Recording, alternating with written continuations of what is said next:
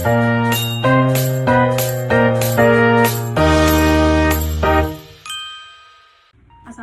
warahmatullahi wabarakatuh. Perkenalkan, nama saya Katrina Pandenego dengan NIM 2024720095. Di sini saya akan melakukan presentasi mandiri dengan mata kuliah strategi pembelajaran.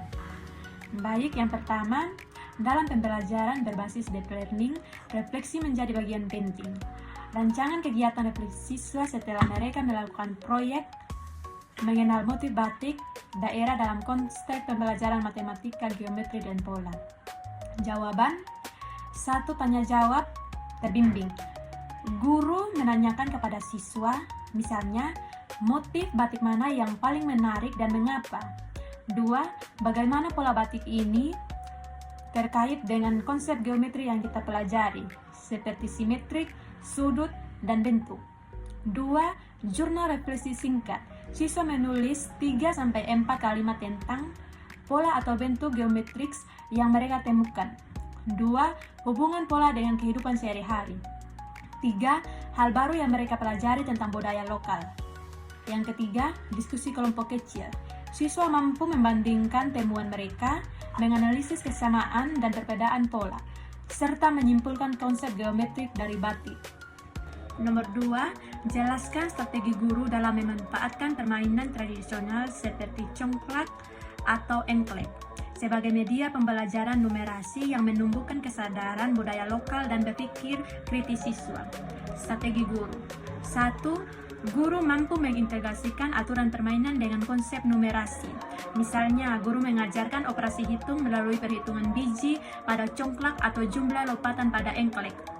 Berikut, guru mampu mengaitkan permainan dengan budaya lokal seperti menjelaskan sejarah permainan, nilai kebersamaan, sportivitas, dan penghormatan pada tradisi. Yang berikut, melatih berpikir kritis, misalnya mendorong siswa menyusun strategi agar bisa memenangkan permainan, menentukan langkah, memprediksi hasil, dan memecahkan masalah. Yang berikut, pembelajaran kolaboratif. Siswa bermain secara berpasangan untuk menumbuhkan komunikasi dan diskusi matematis. Yang berikut, refleksi akhir pembelajaran. Siswa diminta menceritakan strategi yang mereka gunakan dan apa nilai budaya yang mereka dapatkan. Nomor 3, rancang pembelajaran membaca puisi rakyat, pantun, atau parikan dengan pendekatan mindful learning agar siswa tidak hanya memahami makna teks tetapi juga memahami nilai-nilai budaya di dalamnya. Rancangan pembelajaran. 1. Pembukaan sadar konsep budaya. Guru menampilkan contoh pantun atau parikan dan mengajak siswa menyadari latar budaya, penggunaan bahasa, dan nilai moral yang terkandung. Berikut, eksplorasi makna sadar, perasaan, dan pikiran. Siswa membaca pantun secara perlahan sambil merenungkan pesan dan perasaan yang muncul, misalnya nasihat, humor, sopan santun. Berikut, diskusi kolaboratif.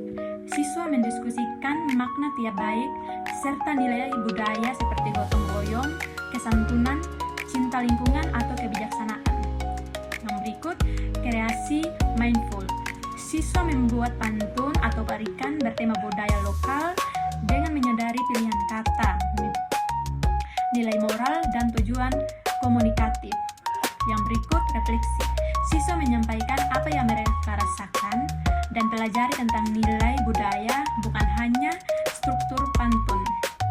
Nomor 4, jelaskan bagaimana guru dapat menilai hasil belajar siswa secara autentik dalam kegiatan proyek matematika dalam budaya pasar tradisional yang mengintegrasikan literasi dan numerasi berbasis kearifan lokal. Adapun penilaian autentik yang dapat dilakukan melalui 1. Observasi selama kegiatan proyek, yaitu kerjasama, ketetapan perhitungan harga, kemampuan tawar-menawar sesuai konsep budaya. Yang berikut, produk proyek, di mana laporan pembelian kwitansi sederhana, grafik perbandingan harga, jurnal refleksi budaya. Yang berikut, presentasi hasil, yaitu kemampuan siswa menjelaskan strategi hitung, keterampilan komunikasi, dan pemahaman nilai budaya pasar tradisional. Yang berikut, penilaian diri dan teman sejawat, yaitu menilai partisipasi dan sikap saling menghargai selama proyek berlangsung. Yang berikut portofolio pembelajaran, yaitu berisi catatan perhitungan. Catatan nomor 5, berikan argumentasi kritis mengapa integrasi kearifan lokal dalam pembelajaran berbasis deep learning penting untuk membangun literasi, budaya, dan numerasi kontekstual pada siswa sekolah dasar. Sertakan landasan teori dari minimal 1A. Adapun argumentasi, 1.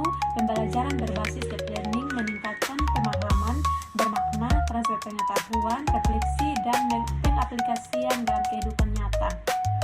Yang berikut integrasi kearifan lokal, yaitu permainan tradisional, pasar batik, bahasa daerah, membuat pelajaran.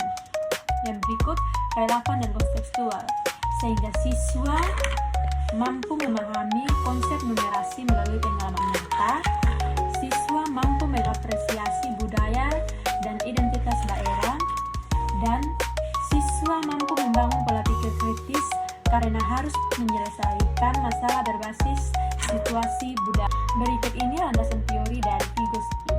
Vygotsky mengatakan bahwa pembelajaran efektif terjadi dalam konteks sosial dan budaya karena interaksi dengan lingkungan budaya memberikan makna pada pengetahuan.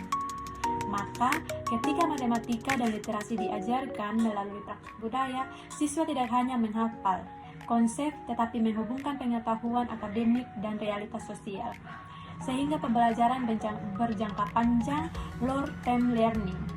Sekian penyampaian materi dari saya. Terima kasih.